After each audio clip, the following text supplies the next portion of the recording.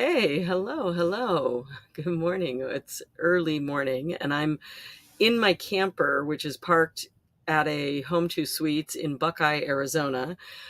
We are traveling at the end of spring break with our friends, um, Samuel and his two best friends, and one of my best friends, and they're still sleeping. So I decided to come out to the camper and record this week's chapter reading. If you're new here, let me introduce myself. I'm Rosa Linda Román. I go by Rosa Linda, and each week I read a chapter of my book, Losing Sight of the Shore: How to Live on a Boat Without Killing Your Family. Um, and it's been a lot of fun. I'm enjoying it, but I've realized I needed to plan a little bit more ahead because there's no way on spring break. We're actually driving from San Diego to Albuquerque, and I'm not going to be able to do it live as I normally do. So I'm recording this the morning of instead. So this is a long chapter. Prepare yourselves. Hopefully you enjoy this. And we'll just get right to it. And also, by the way, thank you for all of you who have posted comments and support in these recordings. I'm really enjoying it. And if you want to either get a copy of the book, or I'm posting the chapters one at a time each week on my Substack. All of that is in the show notes, so you can find that there. But without further ado, this is Losing Sight of the Shore: How to Live on a Boat Without Killing Your Family, Chapter 10, Crystal Kayak. When you move onto a boat, the first thing you think about is how you will sail to distant shores. When we moved onto the Dawn Treader, we poured a lot of money and time into making sure we had everything we needed to get from Florida to the Bahamas, and perhaps beyond, as safely and as comfortably as possible. The rigging was checked, the sails were tested, the radar, water maker, and AIS systems were upgraded. We did all this to make sure we could get from here to there, but we learned the hard way that the big boat was not the only boat a live-aboard family should upgrade. In fact, every form of transportation matters when you live on a boat. If the catamaran or monohull is your house, then the dinghy or tender is your car or SUV. You may get to the most magnificent tropical islands, but without a properly functioning dinghy or an affinity for swimming to the grocery store or laundromat, you will not be able to get to that amazing island to actually enjoy it. The problem is we didn't fully appreciate the importance of a good dinghy until we were already in a position to need one. Like the big boat, a dinghy needs a proper name, and we felt we chose one suitable for a vessel our family would rely on: Reepicheep. In case you haven't read the Chronicles of Narnia by C.S. Lewis, which is where both our boat and dinghy names came from, and which I believe you should read at some point in this lifetime, let me tell you what that means. In the book, The Voyage of the Dawn Treader, there's a character who is small in stature but large in valor, a mouse named Reepicheep. This little mouse was feisty and valiant and would protect her crew at all costs. We thought that would be the perfect name for our little boat. She certainly proved to be feisty, but not quite as valiant as we had hoped, as we spent an obscene amount of time trying to get her going throughout our adventures aboard the Dawn Treader. On more than one occasion, we found ourselves stranded on shore or on our boat and had to either row or get another cruiser to tow us back to our destination. The culprit was a 9.9 horsepower four-stroke motor. Like marine toilets, these motors were notorious for breaking down, but also like marine toilets, these motors were better than a lot of the other options out there. After seeing other families with motorless, deflating, or constantly flooding dinghies, we counted ourselves lucky to have Reepicheep, regardless of her moods, and she did play a vital role in our enjoyment of the many wonderful islands along the way. When they are behaving, dinghies may be the most efficient option, but they certainly aren't the only way to get from shore to your anchorage. In the more popular cruising areas, you can often hail a water taxi on the VHF radio to pick you up at your boat. But this isn't cheap and falls in the dinghy category of functional ways to get to shore.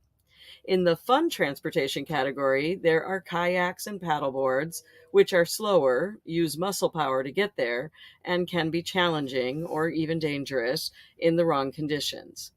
Finally, there's the super fun transportation category, which is where my favorite boat to shore vessel would be the fun, fabulous Crystal Kayak. I discovered this when my husband bought one for me as a Hanukkah gift right before we sailed to the Bahamas in December of 2016. A crystal kayak is completely see through. When Nathan gave it to me, Nala and I were very excited to be paddling around Peanut Island in West Palm Beach. But that water is dark and murky with very limited visibility. It wasn't until we got to the blue and crystal clear Bahamian waters that I fell in love with the thing. The downside of the crystal kayak is that it is large, more like a two-seater canoe than an individual kayak, and hard to store on deck. But that is also part of the upside. With the crystal kayak, I was able to transport two kids and a German shepherd from our boat to the shore, a fact that came in handy on more than one occasion when Reepicheep was being especially difficult. Two of my most vivid memories in the crystal kayak both happened at Highbourne Key in the Exumas. The first was when we had just arrived after a long, uncomfortable crossing from Eleuthera to the Exumas, and everyone was eager to get off the boat. We were still pretty new to the kayak, mostly because it took two people to carry it to the back of the boat and put it in the water without sinking it. Plus, we were always on the go and rarely stayed anywhere long enough to justify the effort. But on this day, we put her in the water and tied her to the dinghy as we made our first trip to shore. This allowed us to get to shore more quickly without wearing ourselves out completely, because getting anywhere in the crystal kayak was quite the workout, and we were working against the current. It was great to step on those white sand beaches and stretch our legs a bit. Nala acted like she had died and gone to heaven, running around the beach and swimming in the shallow water. While Nathan, Ahava, and Ziva stayed on shore with Nala, Ziva and I paddled out over the shallows in the crystal kayak. Suddenly, Ziva yelled, "Stop here!" grabbed her snorkel, and jumped out of the kayak. A few minutes later, she came up, smiling from ear to ear. Not easy to do with a snorkel in your mouth, holding a perfect sand dollar in her hand. It would be the first of many that she and the other kids would collect from the crystal kayak over the next few days. Ziva stayed in the water as I paddled around, stopping every few minutes as she dove down to collect more of the white, circular treasures. Eventually, the other kids joined her and collected several of their own. The plexiglass cases where we display those sand dollars and some of our most treasured shells from our liveaboard life sit in our living room to this day. It's rare to find sand dollars intact unless they are alive. Alive, they are brown with a mossy surface. Dead, they are bleach white. We don't collect live sea creatures, so these beautiful white sand dollars, completely intact, were a treasure. They are very fragile and break at the slightest wave or a child's overeager handling. Plus, they are generally buried in the sand with just a tiny edge showing, so Ziva's finding them was a real accomplishment. This is why it was such a perfect day on the Dawn Treader. The kids had been looking for sand dollars for months since we had moved onto the boat, but had never discovered any until they got to the treasure trove at Highbourne Key. The water was so clear, and thanks to the crystal kayak, we could see sand dollars and sea stars as we paddled 10 feet or more above them. Unlike every other place we had been, the sea life was abundant there, and there is a good reason for this. Highbourne Key sits just north of a pretty spectacular place called the Exuma Land and Sea Park. It is a nature preserve where you are forbidden to take anything. They are quite serious about this. In the Waterway Guide to the Bahamas, they warn cruisers that taking the smallest shell or piece of driftwood can yield hefty fines or get you kicked out of the country. We completely avoided the Land and Sea Park our first time in the Exumas because I worried that Samuel or Nala might accidentally, on purpose, carry off some treasure and we would find ourselves in deep water. Instead, we explored the beach and the reef at the safer island just north of the park and were richly rewarded with some of our favorite finds. With sand dollars and shells littering its bottom, we headed back to the Dawn Treader, where the second most vivid crystal kayak memory happened. Late that afternoon, we were in the cabin after getting cleaned up from our shore adventures when Nala started barking like crazy. This was pretty unusual for her when we were away from a marina's foot traffic, so we went on deck to investigate. Generally, Nala's aggressive barking like this meant that someone was approaching our boat, so we scanned the area and the more distant horizon. There were no boats coming anywhere near us, but Nala kept barking. It wasn't until we looked down into the water that we discovered what she was so upset about. Here, right below our boat, were two very large sharks. I am horribly afraid of sharks. I literally have nightmares about sharks all the time, and avoiding sharks is high on my list of priorities whenever I am anywhere near the water. In fact, there's a funny story from when Nathan and I first started dating that can offer a little insight into how sharkophobic I am. At the time, back in 1997, he owned a 26-foot Boston Whaler powerboat, and he liked to take her out on the water in the Florida Keys on weekends. The first time we did this, we motored out for about an hour, and we were having a great time when I suddenly announced, "Okay, we should head back now." "Why, aren't you having a good time?" he asked, surprised. "Yes, a great time, but I have to pee," I replied. "So just pee in the water," he said. "Are you kidding me?" I said. "I pee in the water all the time." I could tell he thought I was hilarious, but I had to pee, and this was definitely not funny. "Yes, but you can do that while standing on deck." "True, but if I'm swimming, I pee in the water. No big deal." "Well, I can't do that because I'm not going in the water." "Why not?" "Because of the sharks." "What sharks?" he asked. "The sharks that are everywhere just below the surface of the water." He laughed at me. I got mad. Here I was sharing one of my greatest fears, and he was laughing. "I'm sorry for laughing," he said, "but it's just that there aren't sharks everywhere under the water." "I've seen Jaws," I said, "and I'm not getting in that water." In the end, I did get in the water to pee, but rushed back into the boat in a panic as quickly as possible. That was the trip that led me to something that would change my perception of the ocean and of myself. That fear of sharks is the reason I learned to scuba dive. This might sound crazy, given my paralyzing fear, but I did love the ocean and knew it would be good for me. Plus, Nathan is a very persuasive guy. So persuasive that he not only convinced me, but also his coworker, Gary Barker, who happened to be paraplegic. Gary and I spent several weeks as dive buddies in a pool in Winter Haven, Florida, and both got our scuba certification at the end of that course. It's a skill set that I'm grateful for and which I have used many, many times since. But on this particular day in Highborn Key, Exumas, I was grateful that I didn't get into the water. Seeing those two huge sharks hanging out below our boat, my heart stopped for a second or two. Nathan promptly pointed out that they were nurse sharks, which he claims are like big catfish and completely harmless. But I've always suspected they wanted this reputation just so they could lure you into the water and eat you.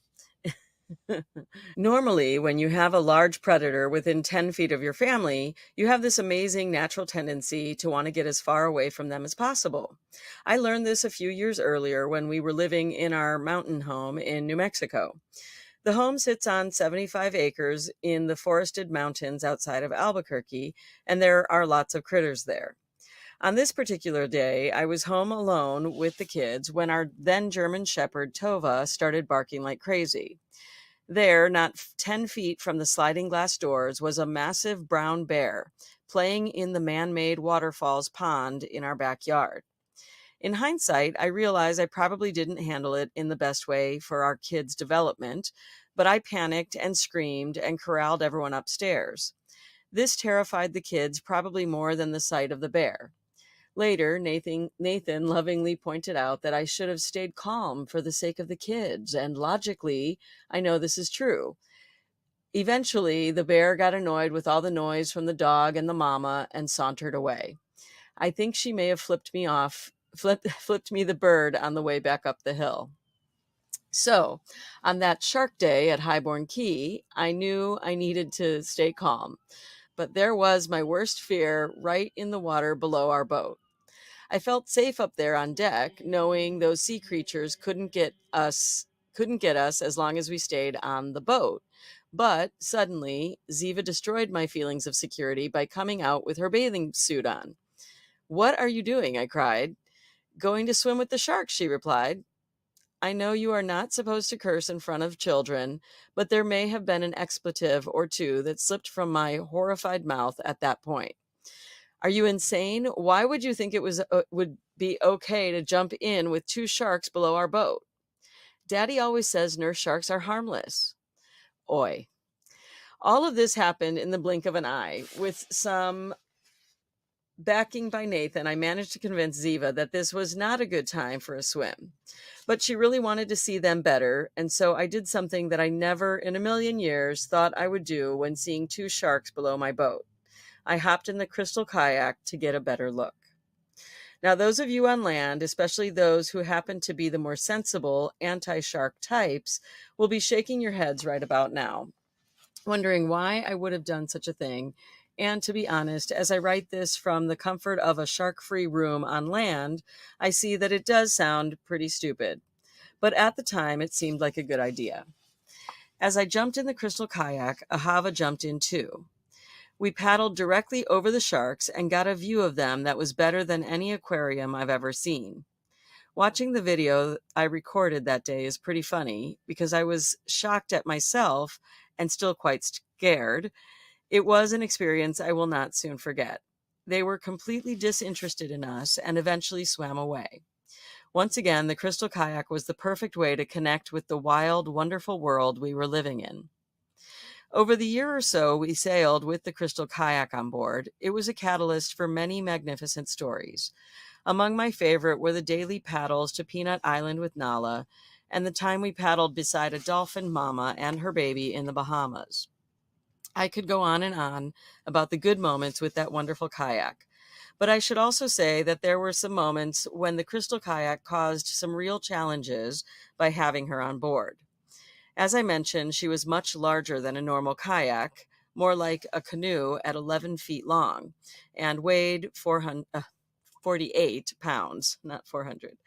Unlike a regular kayak that could sit on the rear davit holding up the dinghy, the crystal kayak needed to be stored on the forward deck, upside down, and secured with straps to keep her from catching wind and doing some serious damage to the boat or her crew. This made it harder for me to use the kayak because I couldn't just lift her over a railing or down the aft steps and toss her in the water. Carrying her was definitely a two-person job, and putting her in the water had to be done just right or risk having one end underwater before you got the other end in. For a successful launch, you and the other person carrying her had to perch themselves precariously on the sugar scoop, the strange name assigned to the rear steps on a catamaran, count 1, 2, 3, and throw her onto the surface of the water at the same time, all while hoping one of you has a strong enough grasp on the rope to prevent the kayak from quickly drifting away in the current behind the boat. Then, once you were done exploring the anchorage, it took two people to get her out of the water, doing all those steps in reverse in order to secure her, which was always a challenge when you were already tired from kayaking. Still, I was super grateful to have her on board, perhaps never more so than during our final days of living aboard the Dawn Treader. We were on a mooring ball in a place called Hole 3 off Stocking Island in Exuma, Bahamas, and it was a very stressful time for our family. This was right after New Year's 2018 and a fantastic holiday with friends. We found ourselves in a race against time to get to Puerto Rico, where we would be hosting our family's first bat mitzvah, a religious celebration where a teenage girl becomes fully responsible for her actions, which is celebrated at a big party with family and friends. And our plans to sail there fell through. Since we originally intended to sail to Puerto Rico, we had not planned to pack up our belongings and leave our boat and dog behind, so we were scrambling to get everything done in about a week. This at the same time that the kids and I had made some amazing new friends and wanted to maximize our time with them. Adding to the chaos, Nathan left on a work trip, and our nanny, the amazing Lauren Miller, was spending more time away from the boat as she wrestled with what our change of plans, i.e., not sailing to Puerto Rico, would mean for her. This, of course, is when our dinghy died. The dinghy died, and it never stopped raining, like deluge raining. Rain that would have looked awfully familiar to Noah as he drifted away in the ark. There we were, trying to pack up the boat to be gone for who knew how long, maybe forever, while trying to enjoy the little bit of time we had left with friends, and we couldn't get anywhere. Because the Dawn Treader had been moved to the no live aboard mooring field where she would be stored in our absence, we were not anywhere near other cruisers who we could have easily hitched a ride with. Gratefully, the reason we were at that particular mooring area was because it was owned by the family who would be watching our dog and who were incredibly generous to us. Not only did they allow us to live aboard for the week we were prepping to leave, but they also gave us access to a cottage on shore where we could stay while we tried to get things ready. With a broken dinghy, our only other boat to shore options were either a paddleboard or the Crystal Kayak. Neither option was ideal with 3 kids, 1 nanny, a dog, and an unrelenting deluge. Still, we managed with a combination of the kayak and hitching rides with the property's caretaker and our amazing friends who were willing to get soaked both ways in order to lend a hand. At first, we did a lot of back and forth between the Dawn Treader and the shore. The kids wanted nothing more than to be on land with other boat kids, exploring Cavalli House's amazing, well-groomed trails and endless white sand beaches. I pretty much wanted that too, but I knew we would be catching a flight in a few days, and the boat was a hot mess. Nathan had wanted me to leave it show ready because in his mind we were all ready to sell her the minute we stepped foot off of her and headed to Puerto Rico. I subconsciously wanted to trash the boat so no one else would want her. The reality fell somewhere in the middle. Mostly I would take 2 or 3 trips to shore in the Crystal Kayak, leave the kids and Nala there with Miss Lauren, thank God for her, and row back to the Dawn Treader to sort through belongings and pack what I thought we might need. I was continuously soaked to the bone. Everyone was. But that is a lot more fun when you are running on a beach with a pack of wild island kids than it is when you are trying to play responsible grown-up, preparing your family for a major life change. If you detect a hint of bitterness in my tone here, I suppose I must admit that I sometimes still remember this time with strong emotions. Hindsight being what it is, I can honestly say it was the right decision for our family at the time. I wouldn't be writing this memoir or launching my podcast if we hadn't left the Dawn Treader when we did. I am actually writing this chapter from the 32nd floor of the Wynn Hotel in Las Vegas, Nevada, overlooking Trump's mega casino, along with the Mirage, the Palazzo, the Venetian, and Treasure Island. Yesterday, we flew here from Seattle, Washington, where I took Nathan to a Green Bay Packers Seattle Seahawks game for our 20th anniversary. Sadly, the Packers lost. 2 weeks ago, we spent 5 days in Kona, Hawaii, also for our anniversary. In other words, I am not suffering. And when I'm honest, I know that the boat was taking its toll on my husband. We are here for a work conference, and he is happy to be back in a position where he can do his job without needing to take an unreliable dinghy, a water taxi, a prop plane, and 2 additional flights just to get to a meeting. Not to mention that the kids are all thriving on land. Ahava in her gymnastics, Samuel in his school and sports, and Ziva in volleyball and flag football. We are definitely more productive based on traditional measures than we were while living aboard. So, despite the twinge of resentment in the lines between my words, I am exactly where I need to be right now, and I am perfectly fine. But 11 months ago, I was not perfectly fine. I was pretty miserable, actually. The time had gotten away from me, mostly because I chose to host get-togethers in the cabin with all of our favorite kid boat families instead of packing and prepping, and we were down to the last 24 hours before our flight. In the only way that this salty tale could go, that night was the worst storm of the season. There was crazy lightning and thunder to go with the rain, and all of our friends had gone back to their boats for the night. Lauren and I decided it would be best for her to stay in the cabin with the kids and Nala so that I could be alone on the boat to pack. We had walkie-talkies to communicate from land to boat if needed, but I was worried since I didn't have any way to get to them quickly in an emergency. That night began well, with me getting a lot done around the boat and even getting the chance to record a podcast episode while I worked. Lauren and I checked in a couple times, and it seemed like they were all fine despite the storm. She said they were going to bed and not to worry about them. Then the skies opened up even more than before.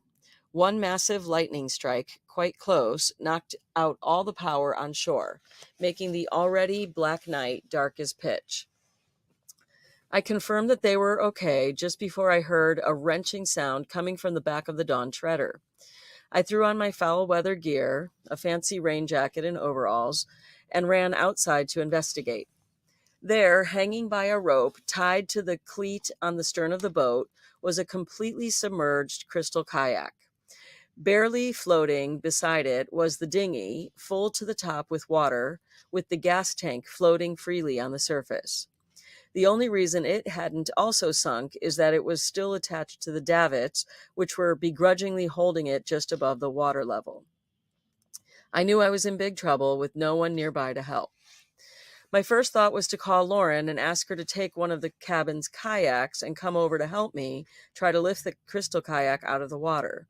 But I quickly dismissed that idea, as it would not only get Lauren soaked to the bone, but would leave our kids alone in a strange house with no power in a massive storm.